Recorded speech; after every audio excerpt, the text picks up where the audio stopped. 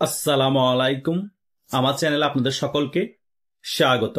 5 আগস্টের পরবর্তী সময় অন্তর্বর্তীকালীন সরকারের প্রধান হওয়ার পর ডক্টর ইউনূস এই সকল টোকাই সমন্বয়কদেরকে সকল জায়গায় কোনো যোগ্যতা ছাড়াই খুবই গুরুত্বপূর্ণ জায়গায় এদেরকে বসিয়ে দেওয়া হয়েছে। এরা বসার পরেই যত ধরনের দুর্নীতি, অনিয়ম এবং চাঁদাবাজি করার সকল কিছুই তারা তখন থেকে শুরু করেছে, আজ অব্দি করে যাচ্ছে।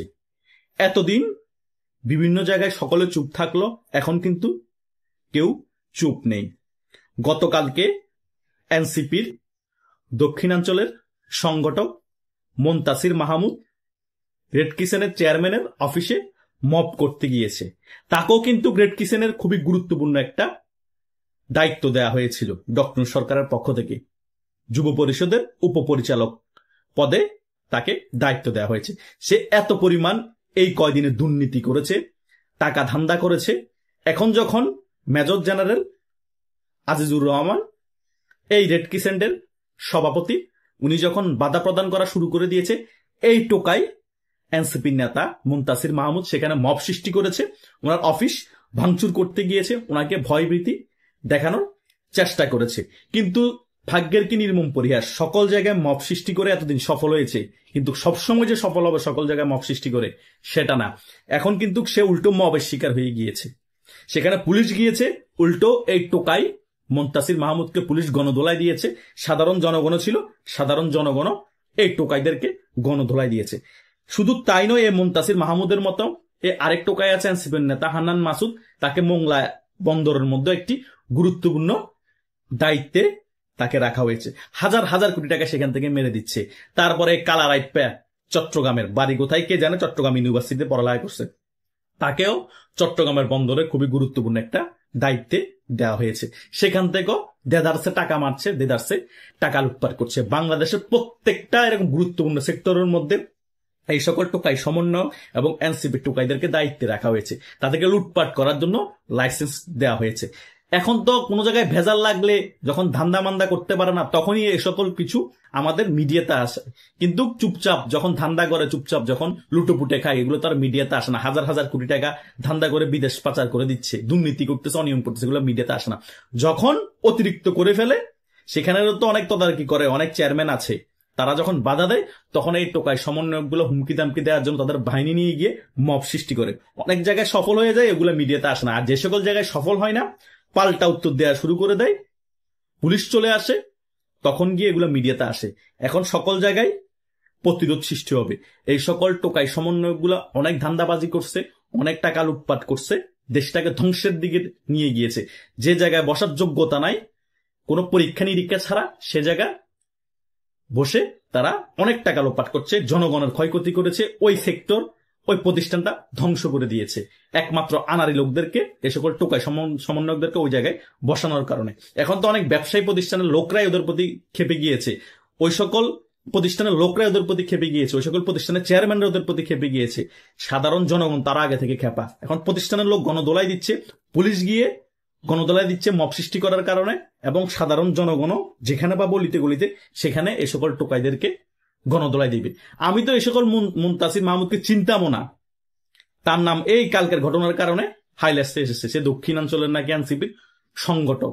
অনেকগুলোকেই চিনি না এই টোকাইদেরকে, সার্জিস, হাসনাত, নাহিদ, পাটোয়ারি, এগুলোর নাম বেশি হাইলাইটস হওয়ার কারণে এদেরকে মানুষ বেশি চিনে, আমরাও এদেরকে চিনি। কিন্তু অনেকগুলো আছে সংগঠক, মুখ্য সমন্বয়ক, এরা বিশাল বড় বড় নেতা, জাতীয় নেতা, বিশ্ব নেতা হয়ে গিয়েছে, এদেরকে আমরা চিনিও না। এরা ধান্দাবাজি করতে যায়, ফ্লাশমেন্টে আসে, মব করতে যায়, ধরা খায়, আবার গণপিটুনি খেয়ে তারপর ফ্লাশমেন্টে আসার পর এদেরকে আমরা চিনি। হয়তো বা এই সকল প্ল্যানিং করে এদেরকে চিনানোর জন্য এই কাহিনীগুলো হয়তো ঘটাচ্ছে এই পেটলা নাহিদ এবং ওই আক্তার, ডিম আক্তারে, এটাই হয়তো প্ল্যানিং হতে পারে। কারণ মুনতাসির মাহমুদকে আমরা কখনো লাইমলাইটে দেখিনি, অথচ সে দক্ষিণাঞ্চলের সংগঠক, এটাই হচ্ছে বাস্তবতা।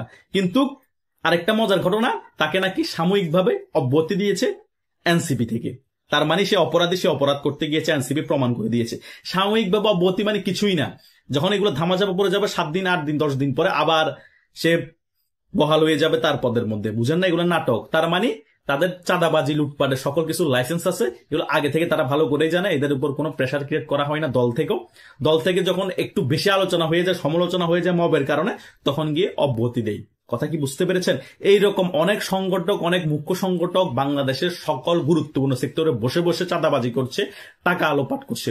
সকলে তো আর প্রতিবাদ করার সাহস পায় না। হয়তো রেড ক্রিসেন্টের মেজর জেনারেল আজিজুর রহমান প্রতিবাদ করার সাহস পেয়েছে, সাহস পেয়ে কি লাভ হবে? তার উপর ওটা মব করতে গিয়েছে, উল্টা তার উপর মব করতে গিয়ে এই মুনতাসির মাহমুদ মবের শিকার হয়ে গিয়েছে পুলিশের এবং সাধারণ জনগণের। এভাবেই করে সকল টোকাইদেরকে প্রতিরোধ করতে হবে। যেখানেই তারা মব সৃষ্টি করতে যাবে সেখানে প্রতিরোধ করে তাদের উল্টা মবের শিকার করবেন, তাহলে মব বন্ধ হয়ে যাবে। আওয়ামী লীগের দোষর ট্যাগ লাগিয়ে আর কোনো চাঁদাবাজি, আর কোনো মব হবে না। এখন মেজর জেনারেল অবসর এই আজিজুর রহমানকেও এখন সে আওয়ামী লীগের দোষর বানিয়ে ফেলতেছে, রেড ক্রিসেন্টের চেয়ারম্যান। আমার কথা হচ্ছে, যারাই তাদের চাঁদাবাজির কাজে বাধা দিবে, যারাই তাদের চাঁদাবাজির প্রতিবাদ করবে, তারাই আওয়ামী লীগের দোষর হয়ে যায়। মূল কথা হচ্ছে তাদেরকে চাঁদাবাজি করতে দিতে হবে, মব করতে দিতে হবে, পুলিশ তাদেরকে সহযোগিতা করতে হবে। পুলিশও যদি সহযোগিতা না করে, উল্টা ওরা মব করতে গেলে ধরে নিয়ে যায়, উল্টা পুলিশকে বলবে আওয়ামী লীগের দোষর, সে আওয়ামী লীগ ছিল, আওয়ামী লীগের প্রেতাত্মা, তাকে বরখাস্ত করতে হবে, তাকে প্রত্যাহার করতে হবে, তাকে ওএসডি করতে হবে। এগুলো হচ্ছে তাদের মুখের ভাষা। তাদের কথা হচ্ছে আমরা অনিয়ম, দুর্নীতি, টাকা পাচার, গুম, হত্যা, লুটপাট সকল কিছু করব, আমাদেরকে বাধা দেওয়া যাবে না। বাধা দিলেই তোমাদেরকে আওয়ামী লীগের দোষর বলে আওয়ামী লীগ ট্যাগ লাগিয়ে তোমাদেরকে চাকরিচ্যুত করা হবে। সে যেই হোক, সে আর্মি হোক, সে পুলিশ হোক, সে র্যাব হোক, সে নৌবাহিনী হোক, সে বিডিআর হোক, সে বিজিবি হোক। এখন তাদেরকে এমন ভাবে একটা ভয়ের উপর রাখার জন্য এমন নতুন আইন করেছে, তারা এখন কিছু বলতেও পারবে না, সইতে পারবে না। কিন্তু সাধারণ জনগণ রুখে দিতে হবে এই সকল টোকাইদের অপকর্মগুলোকে। তারা এই সরকারের আমলে যা টাকা কামানো দেদারসে কামিয়ে নিচ্ছে। আর বেশি দিন নেই সরকারের 4-5 মাস আসে নির্বাচনের, তারা এখন কুত্তা পাগল হয়ে গিয়েছে। ভাদ্র মাসে যেভাবে কুকুর পাগল হয়ে যায়, তারা তেমন পাগল হয়ে গিয়েছে। এখন তাদের জন্য ভাদ্র মাস, তাদের কত হচ্ছে 4-5 মাসে আরো 1-2 হাজার কোটি টাকা যদি কামাতে পারে একজনে, খারাপ কি? কারণ আমাদের বিদেশ চলে যেতে হবে, তা না হলে বাংলাদেশে আমরা থাকতে পারবো না। আমাদের জন্য অলরেডি কবর রেডি করা আছে, জাস্ট কোথায় দিবে ধরিয়ে দেয়। কথা বুঝেন নাই? বাংলা ভাষা আছে হোতাই দিবে, মানে শোয়াই দিবে, ধরে মাত্র জিন্দা শোয়াই দিবে। এই পরিস্থিতি তৈরি হবে নির্বাচনের পরে। তাই তারা 5 মাস, এখন ভাদ্র মাস, কুত্তার মতো পাগল হয়ে গিয়েছে, চাঁদাবাজি করবে, লুটপাট করবে। যেখানে বাধা দেওয়া হবে সেখানে মব হবে, আর যেখানে বাধা দিবে না সেখানে নিউজ হবে না, দাদারসে টাকা কামিয়ে যাবে। প্রত্যেকটা জেলার মধ্যে এই সকল টোকাই সমন্বয় করে এভাবেই করে চাঁদাবাজি করছে। ডেইলি তারা ইনকাম করে 20 লাখ, 30 লাখ, 40 লাখ করে। তার মানে মাসে কয় কোটি টাকা তাদের ইনকাম, বুঝতে পারছেন? সাধারণ জনগণ এদেরকে গণদোলাই দেওয়ার জন্য খুঁজতেছে কেন, বুঝতে পারছেন? এই সকল কারণে। ব্যবসা প্রতিষ্ঠান এবং বিভিন্ন অফিস প্রতিষ্ঠানের লোকও কেন এদেরকে খুঁজতেছে জানেন? এই সকল চাঁদাবাজি, লুটপাটের কারণে। 10টা ঘটনা ঘটে, একটা ঘটনা প্রচার হয়, সে কারণে মনে হয় যে হঠাৎ হঠাৎ হয়। আসলে হঠাৎ হঠাৎ প্রত্যেক দিন এই কাজগুলো করে, চাঁদাবাজি করে, মব করে। সকল জায়গায় ভাইরাল হয় না, কিছু জায়গায় ভাইরাল হলে মনে হয় যে হঠাৎ করি হয়েছে, হঠাৎ করি না। সবসময় তারা এই কাজগুলো করে টাকা ধান্দাবাজি করে। এদের কাজই এখন হচ্ছে পড়ালেখা বাদ, কিসের বিসিএস, কিসের ঢাকা ভার্সিটি, কিসের জগন্নাথ, কিসের জাহাঙ্গীরনগর, এগুলো বাদ। এখন হচ্ছে যে আমাদের টাকা ধান্দা করতে হবে। কথা বুঝেন নাই? তারা বিসিএস এর জন্য, কোটার জন্য আন্দোলন করছে। কেউ বিসিএস পরীক্ষা দিছে, কেউ বিসিএস পরীক্ষা দেয় নাই। দরকার কি বিসিএস পরীক্ষা? আমরা বিসিএস পরীক্ষা পাশ করাই দিব, সেটা বলে টাকা খাবো। আমাদের এটাই তো বড় বিসিএস। কথা বুঝেন নাই? এভাবেই করে এই সকল টোকাই সমন্বয়ক গুলা তাদের জীবনযাপন চালাচ্ছে।